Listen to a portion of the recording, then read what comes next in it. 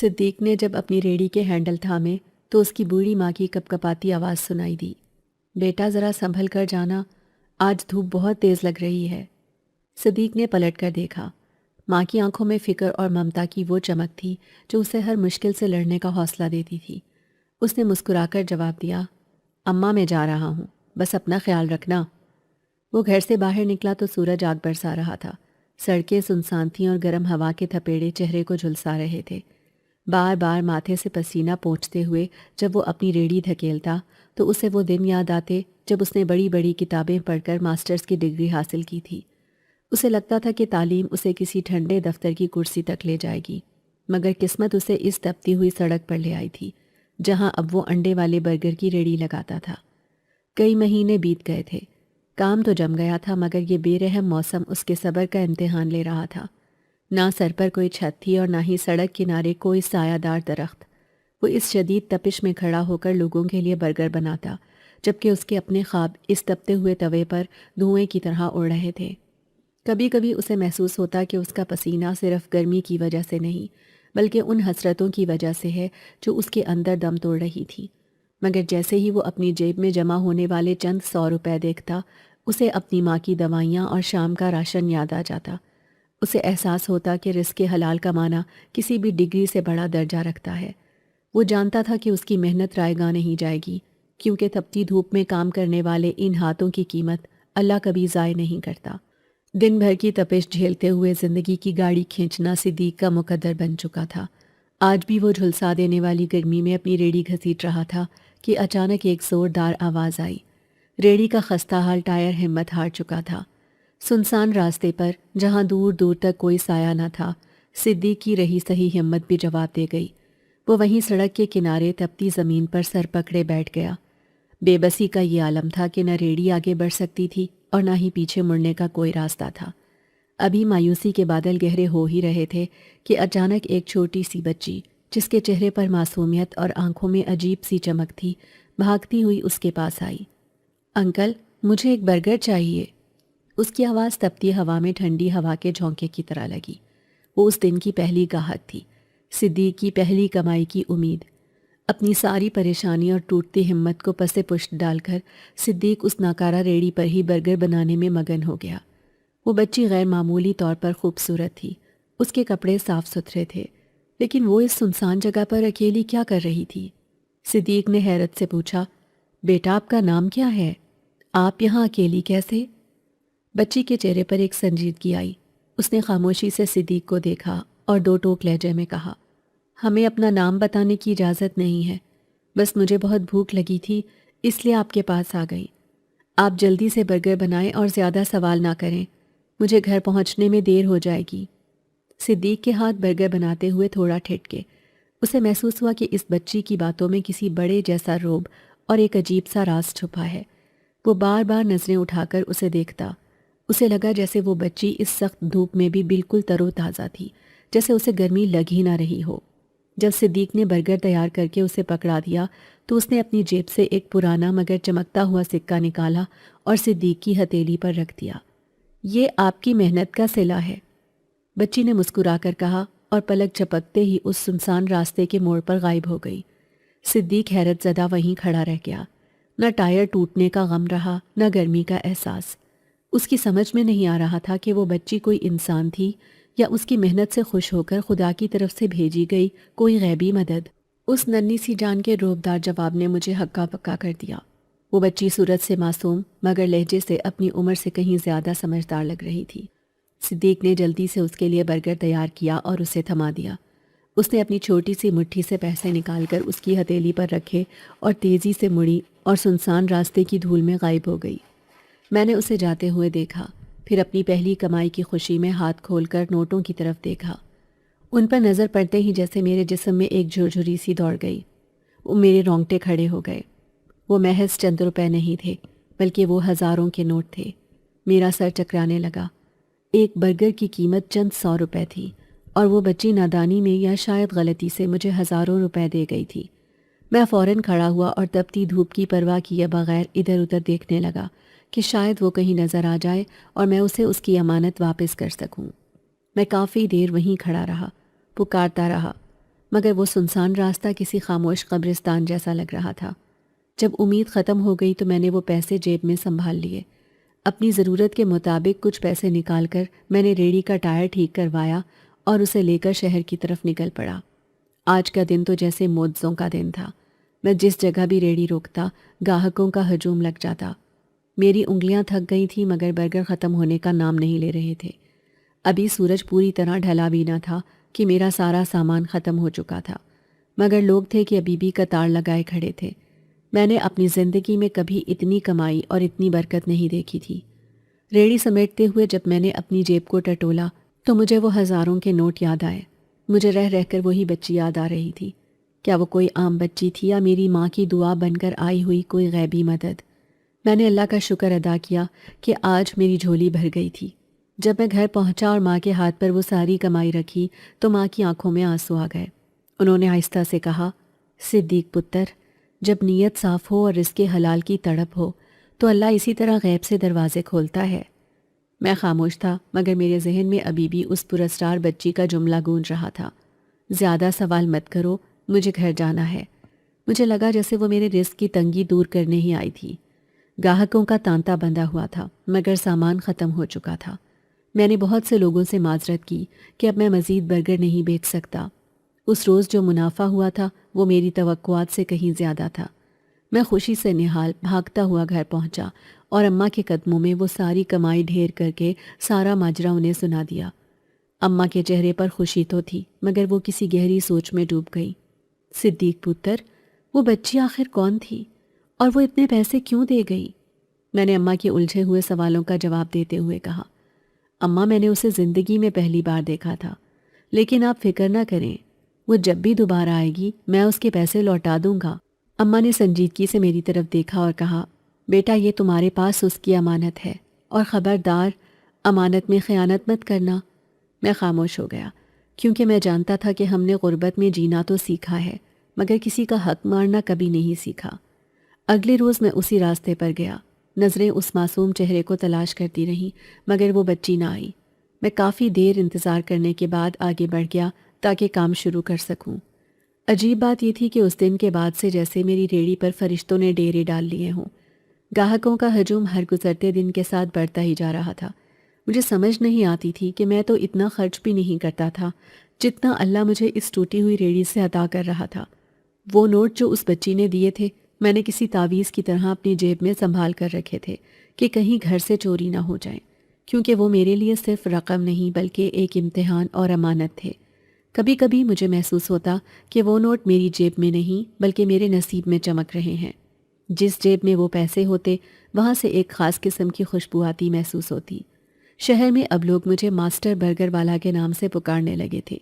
میری ریڑھی اب صرف ایک ریڑھی نہیں رہی تھی بلکہ برکت کا وہ چشمہ بن گئی تھی جس نے ہماری زندگی کی کایا پلٹ دی تھی۔ مگر اس سب کے باوجود میری آنکھیں ہر آتے جاتے چہرے میں اسی پراسرار بچی کو ڈھونڈتی تھیں تاکہ میں اس کا قرض اتار سکوں اور اس کے پیچھے چھپے راز سے پردہ اٹھا سکوں۔ ایسے ہی دن گزرتے گئے اور میں نے اپنے ٹھیلے سے ایک چھوٹی سی دکان بنا لی۔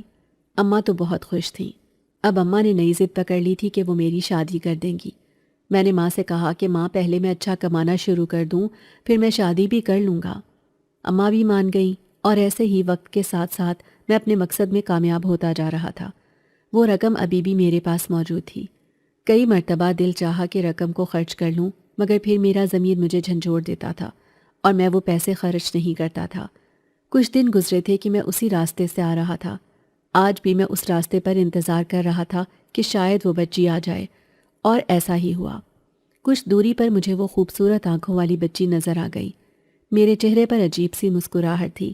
میں بہت خوش ہوا کہ شکر خدا کا وہ بچی اتنے عرصے بعد نظر آئی، مگر آج اس کے ساتھ کوئی عورت بھی تھی، بلکہ عورت کہنا غیر مناسب ہوگا۔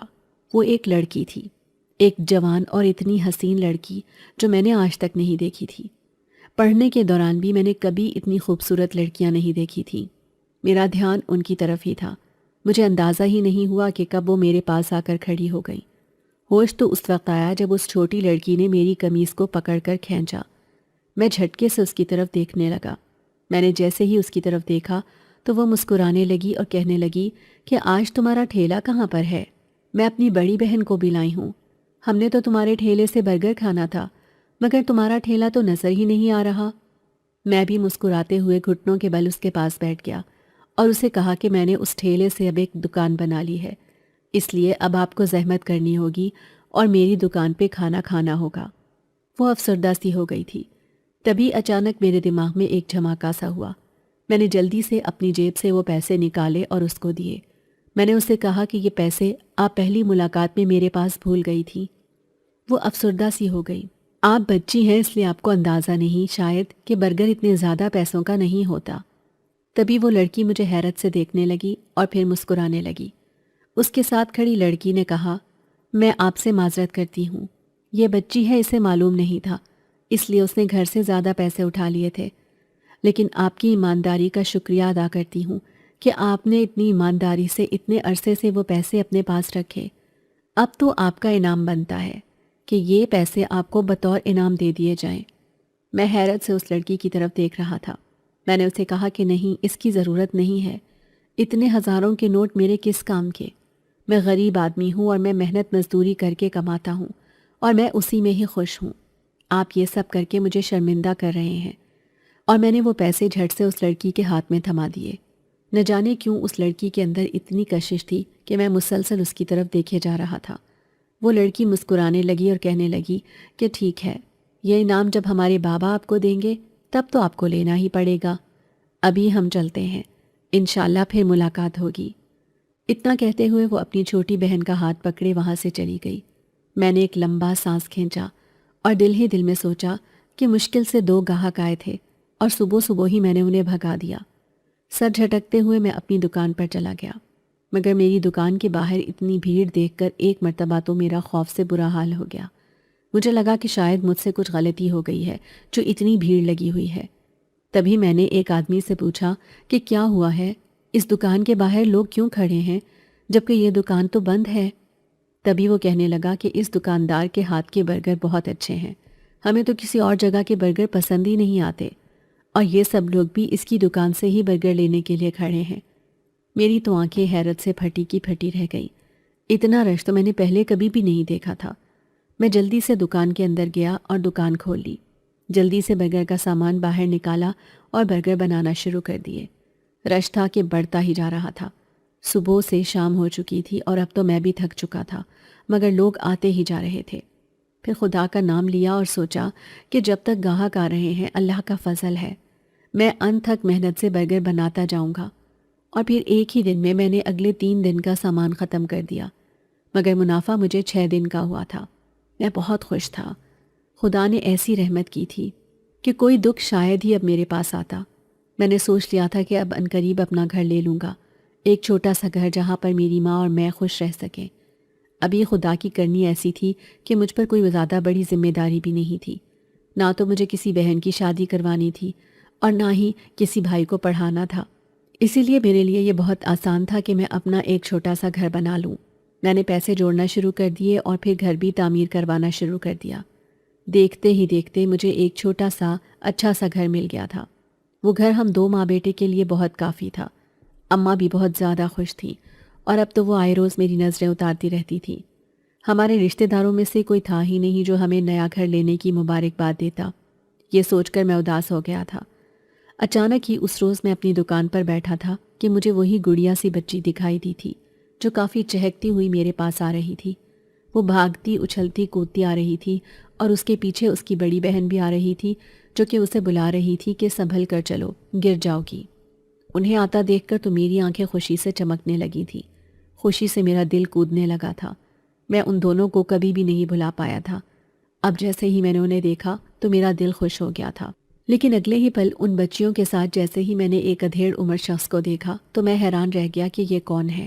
وہ تینوں میرے سامنے کھڑے تھے جبکہ مجھے سمجھ نہیں آ رہی تھی کہ وہ مجھ سے ملنے کیوں آئے ہیں. پھر اچانک ہی وہ ادھیڑ عمر شخص کہنے لگا کہ آپ کا بہت شکریہ، آپ نے میری چھوٹی بیٹی کی نادانی کو معاف کیا اور اس کے بقایا پیسے لوٹا دیے، لیکن میری بڑی بیٹی یہ چاہتی ہے کہ میں یہ پیسے انعام کے طور پر آپ کو دے دوں، پر آپ یہ پیسے لینے سے انکار کر رہے ہیں. دیکھیے ایسا مت کیجیے، آپ یہ پیسے اپنے پاس رکھ لیں، انعام کے طور پر سمجھ لیں. یہ سن کر تو میں نے فوراً معذرت کر لی. کہ نہیں انکل، ایسی کوئی بات نہیں ہے، میں تو کافی عرصے سے یہ پیسے اپنی جیب میں رکھتا رہا ہوں تاکہ مجھے یہ گڑیا دکھائی دے تو میں اسے یہ پیسے واپس کروں۔ پر اس کے بعد جیسے ہی مجھے یہ دکھائی دی تو مجھے یاد آ گیا، میں نے یہ پیسے لوٹانے کی کوشش کی، پر آپ کی بڑی صاحبزادی نے یہ پیسے لینے سے انکار کر دیا۔ میں تو ویسے بھی آپ کی چھوٹی بیٹی کا بہت شکر گزار ہوں، جب سے یہ مجھے ملی ہے تو میری تو قسمت کھل گئی ہے۔ نہ جانے آپ کی چھوٹی بیٹی میں ایسی کون سی کشش ہے کہ جب بھی وہ اپنے خوبصورت اور بابرکت قدم میری دکان یا میرے ٹھیلے پر رکھتی ہے تو میرے تو گاہک آنا بند ہی نہیں ہوتے۔ اس ادھیڑ عمر شخص نے میری بات سنی تو اس کی آنکھیں چمکنے لگی تھی۔ جیسے تیسے کر کے زبردستی مجھے پیسے تھما کر وہ جانے لگا تھا۔ پھر پلٹ کر مجھ سے کہنے لگا کہ ہاں یاد آیا، میں نے سنا ہے کہ آپ نے اپنا گھر بھی خرید لیا ہے۔ یہ سن کر میں خوش بھی ہوا اور حیران بھی۔ میں یہ سوچنے لگا تھا کہ اس شخص کو کیسے پتا چلا کہ میں نے گھر بھی خرید لیا ہے۔ ابھی میں یہ پوچھنے ہی والا تھا جب وہ خود ہی بتانے لگا کہ میری چھوٹی بیٹی آئے روز آپ کے پیچھے گھومتی رہتی ہے۔ وہی بتا رہی تھی کہ صدیق بھائی نے نیا گھر بھی لے لیا ہے۔ مجھے اس گڑیا سی بچی پر کافی پیار آیا۔ میں نے اس شخص سے کہا کہ آپ کسی دن ہمارے گھر ضرور آنا۔ وہ کہنے لگے کہ جی انشاءاللہ ضرور، ہم ضرور آپ کے گھر آئیں گے۔ پر وہ چھوٹی گڑیا ضد کرنے لگی کہ ہمیں تو ابھی صدیق بھائی کے گھر جانا ہے۔ وہ شخص اس کو بہلانے لگا کہ دیکھو ابھی مناسب نہیں ہے، بھائی کے کافی گاہک آ رہے ہیں، یہ دکان میں بیزی ہیں اور اپنے دکان اور گاہک کو چھوڑ کر ابھی ہمارے ساتھ گھر نہیں جا سکتے۔ یوں وہ اپنی بیٹیوں کو لے کر واپس چلے گئے، جبکہ میں گہری سوچ میں پڑ گیا تھا۔ مجھے امید نہیں تھی کہ یہ لڑکیاں مجھ سے پھر ملیں گی، بلکہ وہ اپنے ابا کے ساتھ میرے پاس آ جائیں گی۔ لیکن میں بہت خوش تھا، ان کے ابا کا مزاج بہت اچھا تھا۔ میں کبھی بھی کسی بڑے شخص سے نہیں ملا تھا، میں نے جو کچھ بھی کیا تھا وہ اپنے بل بوتے پر کیا تھا، پر ان کچھ دنوں میں میرے ساتھ کچھ تو غیر معمولی ہو رہا تھا جو میری سمجھ سے باہر تھا۔ میں اسے بس اللہ کا فیصلہ اور اللہ کا انتظام سمجھ کر قبول کر رہا تھا۔ شام کو میں جب گھر گیا تو میں نے اماں سے سارا واقعہ سنا دیا۔ میں نے اماں سے کہہ دیا تھا کہ اماں، وہ گڑیا جو روزانہ میرے ٹھیلے پر آتی تھی اور جس کی وجہ سے ہمارے کام میں بہت برکتیں پیدا ہو گئی تھیں، اب وہی گڑیا اپنے ابا کے ساتھ اور اپنی بہن کے ساتھ ہمارے ہاں آئے گی۔ آپ اس کے حساب سے تیاری کر لیجئے گا۔ اماں کہنے لگیں کہ یہ تو بہت اچھی بات ہے، مہمان تو اللہ کی نعمت ہوتے ہیں، میں تو کب سے مہمانوں کی راہ تکتی رہتی ہوں، پر ہمارے تو رشتہ دار ہی نہیں ہیں، جو ہیں بھی تو وہ بھی ہماری کامیابی سے جلتے ہیں، تبھی انہوں نے ہم سے منہ موڑ لیا ہے۔ چلو اچھا ہے کہ وہ چھوٹی گڑیا ہمارے گھر آ رہی ہے۔ اماں بہت خوش ہو گئی تھیں، جبکہ اگلے روز صبح سویرے ہی گھنٹی بجی تھی۔ ابھی میں دکان پر جانے کی تیاری کر ہی رہا تھا، اماں کہنے لگیں کہ اتنی صبح صبح کون آ سکتا ہے بھلا؟ میں نے جیسے ہی دروازہ کھولا تو اس نیلی آنکھوں والی گڑیا کو دیکھ کر تو میرے ہوش اڑ گئے تھے۔ وہ مجھے دیکھ کر خوش ہو رہی تھی، جبکہ اس کے ساتھ ساتھ اس کی 2 بہنیں بھی آئی ہوئی تھیں۔ وہ تینوں مجھے دیکھ کر بہت خوش تھیں۔ ان کے ہاتھوں میں گلاب کے پھولوں کے بکے تھے، اس کے علاوہ بھی کافی زیادہ تحفے تھے۔ وہ چھوٹی گڑیا مجھ سے کہنے لگی، صدیق بھائی، کیا آپ ہمیں اندر آنے کا نہیں کہیں گے؟ میں فوراً ہوش میں آیا اور میں نے انہیں راستہ دیا۔ وہ اندر آ گئی تھیں۔ اماں تو پہلی دفعہ ان تینوں سے مل رہی تھیں۔ ان تینوں کو دیکھ کر اماں کی آنکھیں بھی حیرت سے پھٹی کی پھٹی رہ گئی تھیں۔ وہ تینوں بہنیں اماں سے خوب باتیں کر رہی تھیں۔ میں بہت خوش تھا۔ اماں تو دل کی مریضہ تھیں، میں نے انہیں کبھی بھی اتنا خوش نہیں دیکھا تھا۔ وہ ہمیشہ اپنی بیماری کی پریشانی میں اور میری پریشانی میں اداس ہی رہتی تھی۔ پر اب جب وہ تینوں لڑکیاں اماں سے باتیں کر رہی تھیں تو میں نے پہلی دفعہ بہت عرصے کے بعد اماں کو کھل کر ہنستے ہوئے دیکھا تھا۔ میں بہت خوش ہو گیا تھا کہ میری اماں ان تینوں لڑکیوں کی وجہ سے خوش ہو رہی ہیں۔ ان تینوں کا یہ احسان میں کبھی بھی نہیں بھلا سکتا تھا۔ کچھ دیر بعد ان تینوں نے گھڑی کی طرف دیکھا تھا۔ شام کے 6 بج گئے تھے جب بڑی بہن کہنے لگی کہ یہ تو غضب ہو گیا، اب تو ہمیں واپس جانا چاہیے۔ اماں نے کہا کہ دیکھو رات رہ لو، اب تو اندھیرا ہو گیا ہے، تم واپس کیسے جاؤ گی؟ چھوٹی بہن کہنے لگی کہ نہیں، ہم چلے جائیں گے، ہمیں جانا ہی ہوگا۔ وہ تینوں پھرتی دکھانے لگی تھیں۔ مجھے بھی کافی عجیب لگا تھا ان کا انداز۔ میں نے بھی ان سے کہا کہ دیکھو تمہارے ابا آ کر تم لوگوں کو لے جائیں گے، ایسے جلدی میں اور رات کے اس وقت جانا اچھی بات نہیں ہے۔ لیکن وہ تینوں میری منتیں کرنے لگیں کہ میں انہیں جانے دوں، اور پھر سلام کیے بغیر ہی وہ وہاں سے چلی گئی تھی۔ مجھے کافی عجیب لگا تھا۔ اماں بھی کہنے لگیں کہ ابھی تو وہ تینوں آرام سے بیٹھ کر گپے لگا رہی تھیں، لیکن اچانک سے ایسا کیا ہوا جو وہ ایسے ہی چلی گئیں کہ انہوں نے سلام کرنا بھی گوارا نہ کیا؟ میں نے اماں کو کہا کہ اماں، مجھے پھر بھی وہ تینوں بہت ہی اچھی لگی ہیں۔ دیکھیں انہوں نے آپ کے چہرے پر جو خوشی بکھیر دی ہے وہ آپ کے چہرے پر ابھی بھی نظر آ رہی ہے۔ اماں بھی کھل کر مسکرا دی تھی۔ اماں کہنے لگیں کہ جب سے ان سے ملی ہوں میرا دل خوش ہو گیا ہے۔ ان لڑکیوں میں کوئی تو ایسی بات ہے جو میری طبیعت بھی بحال ہو گئی ہے، ورنہ میں تو بس اداس ہی رہتی تھی۔ اماں اب ان کے لائے ہوئے تحفے کھول کر دیکھنے لگی تھیں۔ وہ تحفے اتنے زیادہ تھے کہ انہیں دیکھ کر یہ اندازہ لگانا بہت مشکل تھا کہ یہ تحفے ان تینوں لڑکیوں نے پکڑے ہوں گے، لیکن یہ تحائف تو وہ تینوں ہی لائی تھیں اور میرے سامنے ہی لائی تھیں۔ انہوں نے مجھے بھی حیرت میں ڈال دیا تھا۔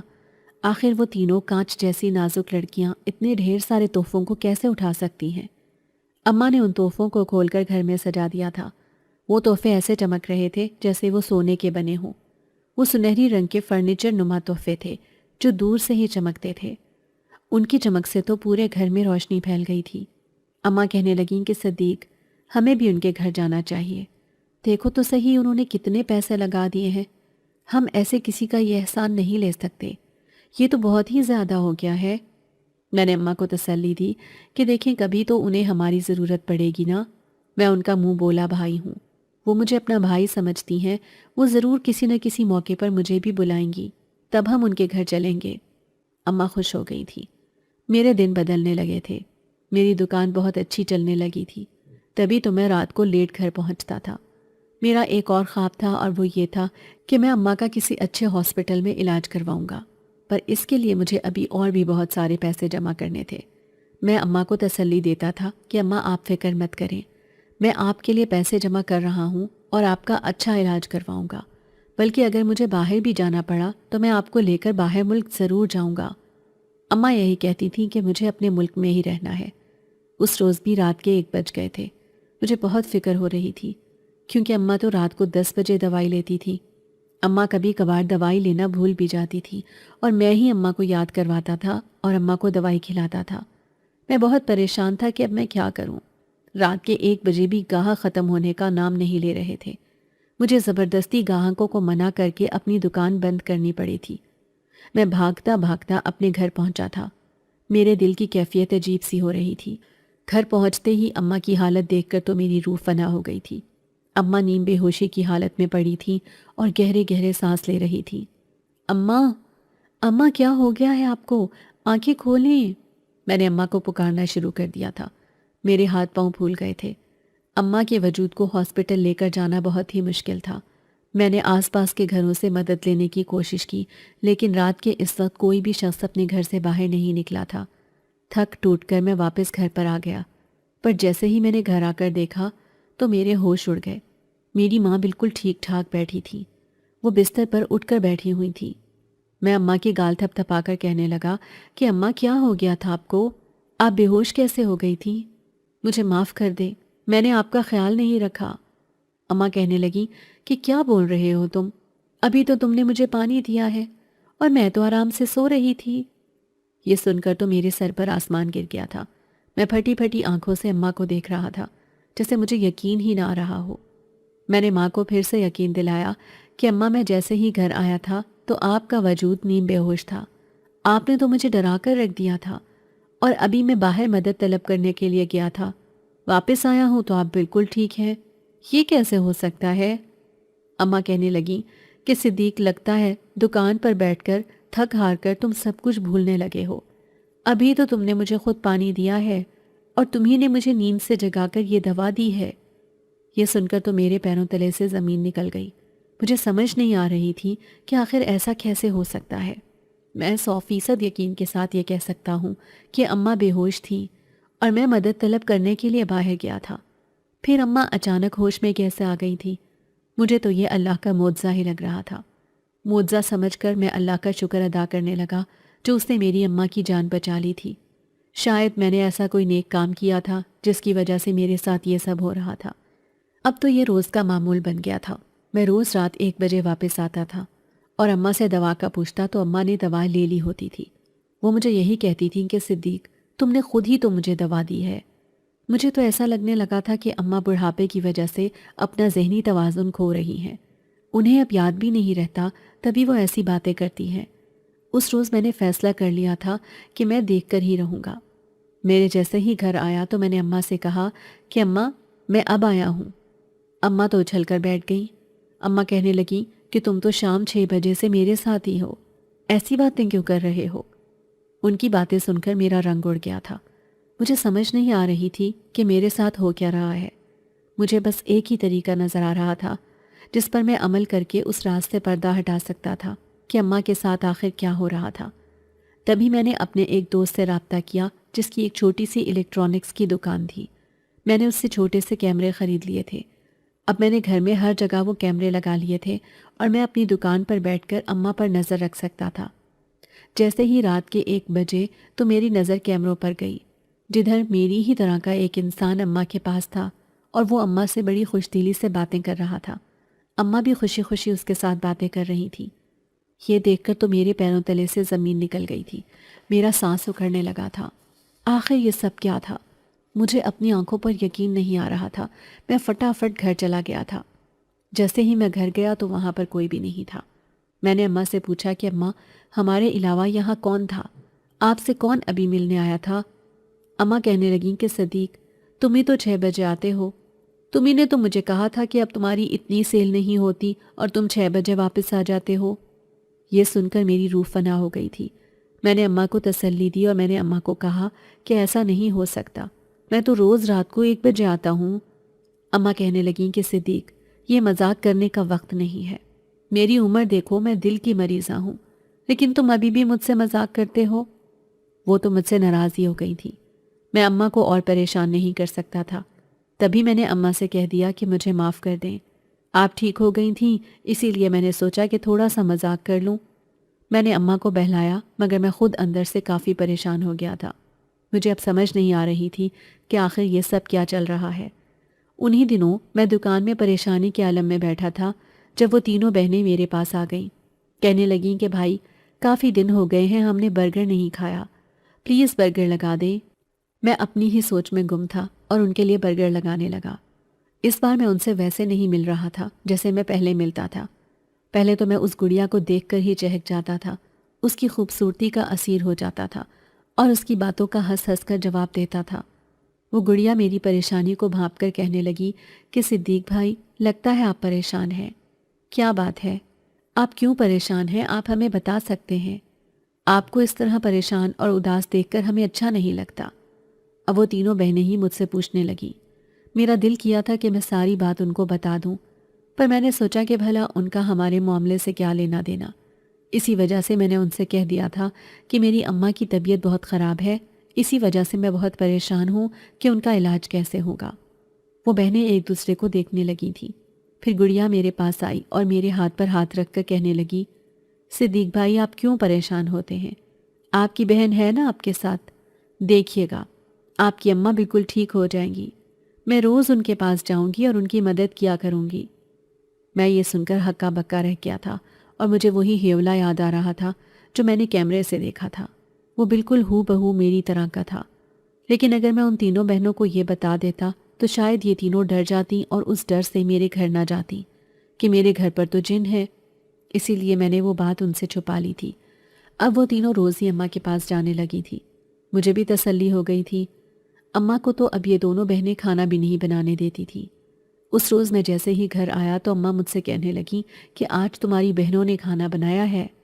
یہ سن کر تو میں بھی بہت خوش ہو گیا تھا۔ میں پہلی دفعہ ان کے ہاتھ کا کھانا کھانے والا تھا۔ میں نے جیسے ہی وہ کھانا کھایا تو میں اپنی انگلیاں چاٹتا رہ گیا تھا۔ اتنا لذیذ کھانا میں نے اپنی ساری زندگی میں نہیں کھایا تھا۔ اماں سے کہنے لگا کہ اماں یہ کھانا کیسے بنا ہے، آپ نے ان سے ترکیب پوچھ لینی تھی۔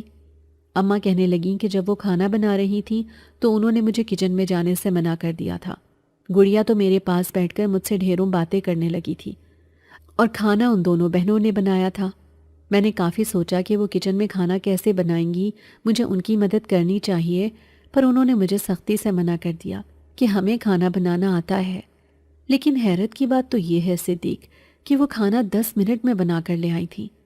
ابھی ہمیں باتیں کرتے ہوئے 10 منٹ بھی نہیں ہوئے تھے کہ وہ دونوں بہنیں ٹرے میں کھانا سجائے ہمارے پاس لے آئی تھیں۔ میں نے جیسے ہی اتنا زیادہ کھانا دیکھا تھا تو پہلے تو میری آنکھیں حیرت سے پھٹی کی پھٹی رہ گئی تھی کہ آخر ایسا کیسے ہو سکتا ہے۔ میں اس سے کچھ سوال پوچھتی اس سے پہلے وہ دونوں بہنیں کہنے لگیں کہ دراصل ہماری اماں نے ہمیں بچپن میں ہی خوب ٹرین کر دیا تھا، اسی لیے ہم نے اتنے کم وقت میں اتنا سارا کھانا بنا لیا ہے۔ میں نے بھی ان کی بات کا یقین کر لیا، پر اگلے ہی پل جیسے ہی میں نے وہ کھانا چکھا تھا تو تمہاری طرح میں بھی انگلیاں چاٹتی رہ گئی تھی، کیونکہ وہ کھانا تھا ہی اتنا لذیذ۔ مزے کی بات تو یہ ہے کہ میرا پیٹ ہی نہیں بھر رہا تھا۔ میں نے سارا کھانا کھا لیا تھا لیکن ابھی بھی کھانا بچا ہوا تھا۔ مجھے تو لگتا ہے جیسے یہ لڑکیاں بہت ہی بخت والی ہیں۔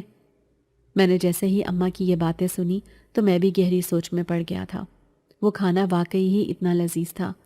میں نے ساری زندگی میں ایسا کھانا کبھی نہیں کھایا تھا۔ میں اب ان تینوں بہنوں کی تعریف کرنے لگا۔ اماں نے کہا کہ ان تینوں کو تحائف میں کچھ دلوا دو۔ اماں کی بات سن کر میں بازار چلا گیا۔ بازار جا کر مجھے تینوں کے لیے بہت اچھے بریسلیٹ ملے تھے۔ وہ چاندی کے بریسلیٹ تھے اور ان تینوں بہنوں پر کافی سچ تھے۔ میں نے تینوں بہنوں کے لیے ایک جیسے بریسلیٹ خرید لیے تھے۔ اگلے روز وہ تینوں میری دکان پر آ گئی تھیں۔ میں نے ان تینوں کو تحفے کے طور پر وہ بریسلیٹ دیے اور ان کے کھانے کی کافی تعریف کی تھی تو وہ تینوں بہت خوش ہو گئی تھیں۔ ان میں سے بڑی والی کہنے لگی کہ بھائی اگر آپ چاہتے ہیں کہ ہم آپ کی مدد کریں اور ہم برگر بنائیں تو ہم یہ کام بھی کر سکتے ہیں۔ یہ بات سن کر میں چونک گیا تھا۔ میں نے کہا کہ نہیں، میں تم تینوں کا بھائی ہوں، میں بھلا کیوں تم تینوں کو مشکل میں ڈالوں اور خود آرام سے بیٹھ کر تم تینوں سے کام کرواؤں؟ مجھ سے یہ بالکل بھی برداشت نہیں ہوگا۔ لیکن چھوٹی گڑیا تو ضد پر آ گئی تھی۔ وہ کہنے لگی کہ نہیں بھائی، اب تو میں آپ کے لیے برگر بناؤں گی، دیکھنا آپ کے گاہکوں کو وہ برگر بہت پسند آئیں گے۔ یوں وہ گڑیا میری دکان میں آ گئی تھی اور وہ زبردستی برگر بنانے لگی تھی۔ گاہکوں نے جیسے ہی اس کے بنائے ہوئے برگر کھائے تو وہ میرے پاس آ کر تعریف کرنے لگے کہ صدیق آج تو تم نے برگر میں کوئی جادو ڈالا ہے، ہمارے ہاتھ ہی نہیں تھک رہے، نہ ہمارا پیٹ بھر رہا ہے، اتنے مزے کا برگر تو پہلے کبھی نہیں بنا تھا۔ یہ سن کر تو میں گڑیا کو دیکھنے لگا تھا۔ اس کے ننھے ننھے ہاتھ تھے پر وہ پھر بھی اتنے مزے کے برگر بنا رہی تھی۔ مجھے گڑیا پر ٹوٹ کر پیار آ رہا تھا۔ اماں بھی اب مجھے یہی کہہ رہی تھی کہ وقت آ گیا ہے کہ تمہیں ان تینوں کے گھر جانا چاہیے، ان کے ابا سے تو تم مل چکے ہو، اب ان کی اماں سے بھی مل لو۔ پر مجھے تو ان بہنوں کے گھر کا بھی نہیں پتا تھا۔ اس روز میں نے فیصلہ کیا تھا کہ جیسے گڑیا نے میرا پیچھا کر کے میرے گھر کا پتہ لگایا ہے، میں بھی ایسا ہی کروں گا۔ میں بہت زیادہ خوش تھا کہ میں ان تینوں کو سرپرائز دوں گا۔ میں ان کے گھر خوب تحائف لے کر جاؤں گا جیسے وہ تینوں میرے لیے لائیں تھیں۔ میں تو اماں کو بھی اپنے ساتھ لے جانے کی پلاننگ کر رہا تھا، پر میں کہاں جانتا تھا کہ مجھ پر اتنا بڑا راز آیا ہوگا کہ میری حیرت کی انتہا نہیں رہے گی۔ اس روز میں نے گڑیا کا پیچھا کرنا شروع کیا تھا، پر وہ کافی تیز چل رہی تھی۔ مجھے کسی انہونی کا احساس ہو رہا تھا۔ میں سوچ رہا تھا کہ اتنی چھوٹی سی بچی اتنے تیز تیز قدم کیسے اٹھا سکتی ہے۔ میں بالکل اسی کی طرح تیز چل رہا تھا، پر میرا تو سانس پھول رہا تھا، لیکن وہ تو کافی تیز چل رہی تھی اور مزے میں چل رہی تھی۔ کچھ دیر بعد اچانک گڑیا رک گئی تھی۔ اس سے پہلے کہ وہ پلٹ کر پیچھے مجھے دیکھ لیتی، میں اگلے ہی پل ایک درخت کی اوٹ میں چھپ گیا تھا۔ میں نہیں چاہتا تھا کہ وہ مجھے ایسی حرکت کرتے ہوئے دیکھ لے۔ یہ اچھی حرکت نہیں ہے، کسی کا پیچھا کرنا تو بہت ہی بری بات ہے۔ لیکن پھر وہ دوبارہ سے اپنے راستے پر چلنے لگی تھی اور میں اس کا پیچھا پھر سے کرنے لگا۔ اگلے ہی پل جیسے ہی گڑیا قبرستان میں داخل ہوئی تو میری روح فنا ہو گئی تھی کہ وہ قبرستان میں کیوں جا رہی ہے۔ اب میں ایک درخت کے پیچھے چھپ کر اسے دیکھ رہا تھا کہ آخر وہ کرتی کیا ہے۔ وہ قبرستان سے ہوتے ہوئے آگے کی طرف جا رہی تھی۔ یہ دیکھ کر تو میرا وجود ہل گیا تھا، کیونکہ آگے تو گھنا جنگل تھا۔ نہ جانے گڑیا جنگل میں کیوں جا رہی تھی۔ وہ اتنی چھوٹی سی تھی، اگر اسے کوئی جنگلی جانور کھا لیتا تو پھر اس کا کیا بنتا؟ نہیں، میں ایسا بالکل بھی نہیں ہونے دے سکتا تھا۔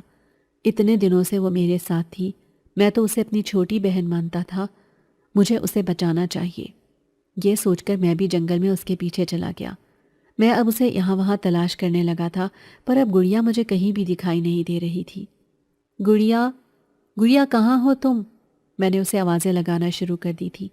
تبھی مجھے ایک چھوٹی سی جھونپڑی دکھائی دی تھی اور اس جھونپڑی کے اندر سے مجھے کسی کے رونے کی آوازیں آ رہی تھی۔ کوئی دھاڑے مار مار کر رو رہا تھا، جبکہ کچھ دیر کے بعد ہی کسی جنگلی جانور کے دھاڑنے کی آواز نے میرے اوسان خطا کر دیے تھے۔ میں اب خوف سے کپ کپانے لگا تھا۔ اگلے ہی پل کسی نے مجھے ایک دم جھنجھوڑ دیا۔ میں ہڑبڑا کر اٹھ کر بیٹھا تو مجھے معلوم ہوا کہ میں تو بس ایک خواب دیکھ رہا تھا، اس سب میں کوئی حقیقت نہیں تھی۔ مجھے کافی حیرت ہوئی۔ میں نے اماں سے کہا کہ اماں، میں نے بہت عجیب خواب دیکھا ہے۔ اماں کہنے لگیں کہ کب سے تمہیں جگا رہی ہوں، دکان پر نہیں جانا کیا؟ اٹھ جاؤ اور دکان پر چلو۔ میں نے اماں سے کہا کہ اماں، آج میرا بالکل بھی دل نہیں چاہ رہا دکان پر جانے کو، نہ جانے کیا ہو گیا ہے، ایسا لگ رہا ہے جیسے ہمارے ساتھ کچھ بہت عجیب ہونے والا ہے۔ اماں ماتھے پر ہاتھ مار کر کہنے لگیں، ایک تم اور ایک تمہاری کہانیاں، اب جلدی اٹھ جاؤ، وہ تینوں بہنیں بھی آ چکی ہیں اور تمہیں دیکھ کر ہنس رہی ہیں۔ تینوں بہنوں کے نام سے ایک دم گڑیا میرے دماغ میں آئی۔ میں نے جلدی سے ان بہنوں کی طرف دیکھا جو مجھے ہی دیکھ رہی تھیں۔ میں ایک دم اٹھ بیٹھا اور شرمندہ سا ہاتھ منہ دھونے کے لیے چلا گیا۔ اتنی ہی دیر میں مجھے پھر سے وہ خواب یاد آنے لگا۔ میرے دماغ میں عجیب سی سوچیں آ رہی تھیں۔ مجھے تو سمجھ نہیں آ رہی تھی کہ میں کیا کروں۔ میں ان بچیوں پر شک نہیں کرنا چاہتا تھا، لیکن جو خواب میں نے دیکھا وہ مجھے بہت کچھ سوچنے پر مجبور کر رہا تھا۔ میں کمرے سے باہر آیا تو تب تک میز پر ناشتہ لگ چکا تھا۔ اتنا زیادہ اور طرح طرح کا ناشتہ دیکھ کر میں تو حیران رہ گیا۔ میں نے اماں کی طرف حیرت سے دیکھا تو اماں کہنے لگی کہ ان دو بڑی بہنوں نے ہی ناشتہ بنایا ہے، اب جلدی سے آؤ اور آ کر ناشتہ کر لو۔ میں تو تمہیں کتنی دفعہ کہہ چکی ہوں، یہ دونوں بچیاں بہت ہی سگھڑ ہیں، ایسے جھٹ پٹ کام کر لیتی ہیں۔ مگر میں تو ابھی بھی حیران تھا کہ اتنی جلدی بھلا کون کیسے کام کر سکتا ہے۔ ابھی تو میں منہ دھونے گیا تھا اور اتنی جلدی انہوں نے اتنا زیادہ ناشتہ بھی بنا لیا۔ مجھے دال میں ضرور کچھ کالا لگ رہا تھا۔ میں اب سوچنے پر مجبور تھا۔ میں نے اس چھوٹی بچی سے پوچھا کہ گڑیا، آپ کہاں پر رہتی ہو؟ میں آپ کے گھر آنا چاہتا ہوں۔ پہلے تو وہ کافی خوش ہوئی اور پھر ایک دم افسردہ سی ہو گئی۔ وہ کہنے لگی کہ آپ ہمارے گھر کیسے آ سکتے ہو؟ آپ کو ہمارے گھر آنے کی کیا ضرورت پیش آ گئی؟ تبھی میں نے اس سے کہا کہ کیوں، میں آپ کے گھر کیوں نہیں آ سکتا؟ میرا بھی تو دل چاہتا ہے کہ میں اپنی گڑیا کا گھر دیکھوں، کیسا ہے میری گڑیا کا گھر۔ اس سے پہلے کہ وہ کچھ بتاتی، اس کی بڑی بہن کہنے لگی، کیا آپ کو اچھا نہیں لگتا کہ ہم آپ کے گھر آتے ہیں؟ بھلا آپ کو ہمارے گھر آنے کی کیا ضرورت پڑ گئی؟ اور ہمارے ابا کو یہ بات بالکل پسند نہیں آئے گی کہ کوئی غیر مرد ہمارے گھر آئے۔ یہ سب باتیں کہتے ہوئے ان تینوں بہنوں کے رنگ اڑے ہوئے تھے اور وہ بہت گھبرائی ہوئی لگ رہی تھی۔ میں نے کہا، چلو ٹھیک ہے، میں تمہارے گھر نہیں آتا، مگر آج کا دن میں تم لوگوں کے ساتھ ہی وقت گزاروں گا۔ میں بھی تو دیکھوں تم لوگ میری اماں سے کیسے باتیں کرتی ہو جو وہ سارا دن اتنا خوش رہتی ہیں۔ رات کو پھر ہم کھانا اکٹھے کھائیں گے۔ تبھی وہ بہنیں کہنے لگیں کہ نہیں، ہم رات کا کھانا اکٹھے نہیں کھا سکتے۔ رات کا کھانا ہم اپنے ابا کے ساتھ کھاتے ہیں اور انہوں نے ہمیں سختی سے کہا ہے کہ سارا دن ہم لوگ جہاں مرضی رہیں، مگر رات کے وقت کھانا ہم اپنے ابا کے ساتھ ہی کھائیں گے۔ میں کافی حیران ہوا۔ وہ ہمیشہ شام ہوتے ہی گھر سے چلی جاتی تھی۔ پھر اس طرح مجھے بات بات پر ٹالنا مجھے کچھ مناسب نہیں لگ رہا تھا۔ مجھے ایسے لگنے لگا تھا کہ جیسے جو نظر آ رہا ہے اصل میں ویسا ہے نہیں، حقیقت کچھ اور ہے۔ اور پھر جس دن سے وہ بچیاں ہمارے گھر پر آ رہی تھیں، اس دن سے میرا وہ ہمشکل گھر پر نہیں آیا تھا۔ جو مجھے لگ رہا تھا وہ میں سوچنا نہیں چاہتا تھا، کیونکہ وہ ایک بہت خوفناک حقیقت تھی اور وہ بچیاں مجھے کوئی عام بچیاں نہیں لگ رہی تھیں۔ اب میں نے سوچ لیا تھا کہ میں حقیقت کا پتہ لگا کر ہی رہوں گا۔ اصل حقیقت ہے کیا اور جو دکھائی دے رہا ہے وہ حقیقت ہے بھی یا نہیں۔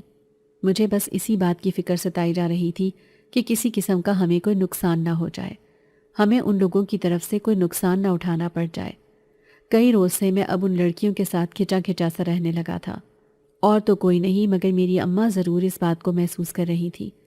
اماں کا کہنا تھا کہ میں ان کے ساتھ بدسلوکی کر رہا ہوں، مگر میں اماں کو کس طرح سمجھاتا کہ میرا دل و دماغ میں جو باتیں چل رہی ہیں اگر وہ حقیقت ہیں تو ہمیں کتنا بڑا خمیازہ بھگتنا پڑ سکتا ہے۔ آج تو میں نے سوچ لیا تھا کہ میں کچھ بھی کر کے حقیقت کا پتہ لگا کر رہوں گا کہ آخر ماجرا کیا ہے۔ شام ہوتے ہی ان بہنوں کو گھر جانے کی جلدی پڑ گئی تھی۔ اب تو میرا شک یقین میں بدلنے لگا تھا۔ مجھے خوف بھی تھا، مگر مجھے حقیقت کا پتہ بھی لگانا تھا۔ اسی لیے جیسے ہی شام ہوتے وہ گھر سے نکلی، میں بھی ان کے پیچھے چل پڑا۔ وہ سب بہت تیز تیز چل رہی تھی، ویسے ہی جیسے خواب میں گڑیا چل رہی تھی۔ میں بھی ان کے پیچھے پیچھے چل رہا تھا، مگر میں تھکنے لگا تھا۔ آہستہ آہستہ چلتے چلتے وہ ایک بڑے سے میدان میں چلی گئی۔ میدان بالکل سنسان تھا، بنجر زمین تھی۔ نہ کوئی درخت تھا اور نہ ہی کوئی پرندہ، انسان تو بہت دور کی بات ہے۔ میں ان سے کچھ دوری رکھ کر چل رہا تھا۔ خدا کا شکر تھا کہ انہوں نے پیچھے مڑ کر نہیں دیکھا تھا اور وہ آگے ہی آگے بس خاموشی سے چل رہی تھیں۔ تھوڑی دیر میں ایک دھواں سا چاروں اور پھیلا۔ میں اس دھوئیں کو چیرتا ہوا جیسے ہی آگے گیا، میری حیرت کی انتہا نہ رہی۔ آگے سامنے ایک بہت بڑا محل تھا۔ وہ تینوں محل کے اندر داخل ہو گئیں۔ میں بھی اس محل کے اندر ان کے پیچھے جانا چاہتا تھا، مگر میں خوفزدہ بھی تھا کہ اگر میں پکڑا گیا تو کہیں ایسا نہ ہو کہ ساری عمر کے لیے قید ہو جاؤں، اور میری اماں، ان کا کیا ہوگا؟ مگر میں کیا کرتا؟ مجھے تجسس تھا اور میں آگے بڑھتا ہی جا رہا تھا۔ میں محل کے اندر داخل ہو گیا تھا۔ آہستہ آہستہ چلتے ہوئے میں جیسے جیسے ادھر ادھر نظر گھما رہا تھا، میری حیرت مزید بڑھتی جا رہی تھی، کیونکہ وہاں پر ہر چیز سونے کی بنی تھی۔ درخت تک سونے کے بنے ہوئے تھے۔ مجھے تو یقین نہیں آ رہا تھا۔ مجھے ایسے لگ رہا تھا جیسے میں ابھی بھی کوئی خواب دیکھ رہا ہوں، حقیقت سے بالکل برعکس۔ میں ان لڑکیوں کے پیچھے پیچھے اندر چلا گیا۔ وہاں ایک بہت بڑی راہداری تھی اور اس کے آگے ایک بہت بڑا سا دروازہ لگا ہوا تھا، اور جب میں نے دیکھا تو وہ لڑکیوں نے دروازہ کھولے بغیر دروازے کے اندر سے چلی گئی تھی۔ میری روح کانپ گئی۔ مجھے جس چیز کا ڈر تھا وہی ہوا تھا۔ وہ لڑکیاں عام نہیں تھیں، وہ یقیناً جنزادیاں تھیں۔ میں بھی جیسے ہی اس دروازے کو کھول کر اس کے اندر داخل ہوا تو مجھے اچانک کچھ سپاہیوں نے گرفتار کر لیا۔ میں اپنے آپ کو چھڑوانے لگا تھا۔ ان سپاہیوں کے چہرے نظر نہیں آ رہے تھے، ان کے چہرے کالے رومال میں ڈھکے ہوئے تھے۔ پھر اچانک سے سامنے وہ تینوں لڑکیاں آ گئیں، مگر اس وقت وہ لڑکیاں عجیب سے حلیے میں تھیں۔ ان کی آنکھیں گہرے ہرے رنگ کی ہو گئی تھیں۔ میں تو بہت زیادہ گھبرا گیا تھا۔ میرا پورا وجود کانپ رہا تھا، میرا دل بھی زور زور سے دھڑک رہا تھا، چہرے پر پسینے کی بوندیں چمک رہی تھیں۔ میں ان لڑکیوں کی آنکھیں دیکھتا ہی رہ گیا۔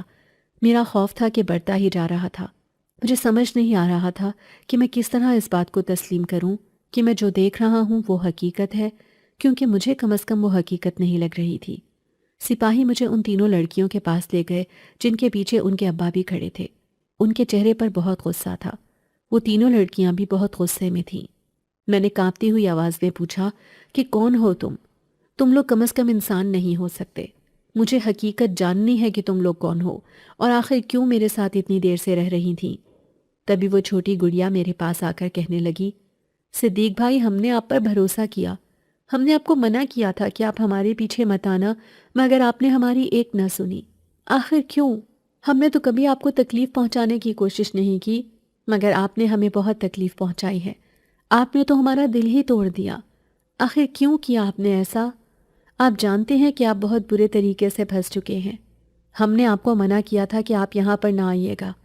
یہاں پر کسی بھی انسان کا آنا سختی سے منع ہے، اور جو انسان یہاں آ جائے وہ ہمیشہ کے لیے یہیں پر قید رہ جاتا ہے، مگر آپ نے ہماری نہ سن کر اپنے لیے ہی مصیبت کھڑی کر لی ہے۔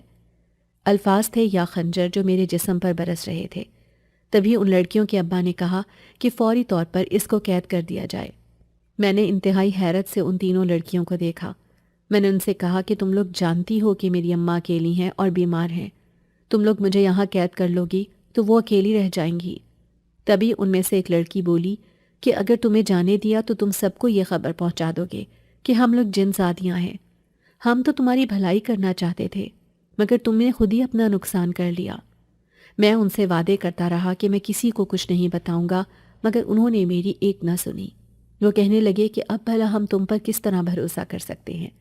تم نے پہلے بھی ہمارا بھروسہ توڑا ہے، اب پھر بھروسہ توڑ دو گے؟ میں نے ان سے درخواست کی، ان کی منتیں کیں کہ ایسا کچھ نہیں ہوگا، ایک مرتبہ مجھ پر یقین کر کے تو دیکھو، مگر وہ میری بات سننے کو تیار ہی نہیں تھی۔ ان میں سے ایک لڑکی کہنے لگی کہ تمہیں اپنے کیے کی سزا تو بھگتنی ہوگی۔ انہوں نے مجھے قید خانے میں بند کر دیا۔ نہ جانے میں کتنے برس وہاں پر قید رہا۔ میری حالت بالکل بگڑ چکی تھی، میں بالکل ہی خراب ہو چکا تھا۔ مجھے 2 وقت کا کھانا وہاں پر پہنچا دیا جاتا تھا، جس کی وجہ سے میں زندہ تھا، ورنہ میرا جی تو چاہتا تھا کہ میں مر جاؤں۔ نہ جانے میری اماں کا کیا حال ہو رہا ہوگا، اب تک تو وہ مر چکی ہوں گی۔ یہی سوچ سوچ کر میں دن رات جیتا اور مرتا تھا۔ اس روز کے بعد میں نے ان لڑکیوں کو نہیں دیکھا تھا۔ پھر ایک روز ایک سپاہی میرے پاس آیا اور آ کر کہنے لگا کہ تمہاری ضمانت ہو گئی ہے۔ میری آنکھوں پر پٹی باندھ دی گئی اور پھر مجھے اس محل سے باہر نکال دیا گیا۔ میں اسی میں بہت راضی تھا کہ خدا کا شکر ہے کہ میں رہا ہو گیا ہوں۔ میں نے جیسے ہی اپنی آنکھوں کی پٹی اتاری، میں اپنے گھر کے بالکل سامنے کھڑا تھا۔ میں نے جھٹ سے دروازہ کھولا اور گھر کے اندر داخل ہو گیا۔ اندر جا کر دیکھا تو میری اماں مجھے دیکھ کر مسکرانے لگی، کہنے لگیں، کیا ہوا صدیق، آج دکان سے جلدی آ گئے؟ میں تو حیران تھا کہ اماں کو آخر ہو کیا گیا ہے، اور میری ماں زندہ تھیں۔ میں خوش تھا۔ میں نے اماں سے کہا کہ اماں تم بالکل ٹھیک ہو؟ اماں کہنے لگیں کہ تم میرا اتنا خیال رکھتے ہو تو میں ٹھیک ہی تو ہوں گی، روز ہی تو تم آ کر میری اتنی خدمت کرتے ہو، آج تمہیں کیا ہو گیا ہے؟ اس روز مجھے اندازہ ہوا کہ ان لڑکیوں نے میری اماں کا ساتھ نہیں چھوڑا تھا۔ مجھے قید میں ڈالنے کے بعد بھی وہ میری اماں کا خیال رکھتی رہی تھیں۔ اسی لیے میں نے اماں کو کچھ نہ بتایا اور خاموش رہا۔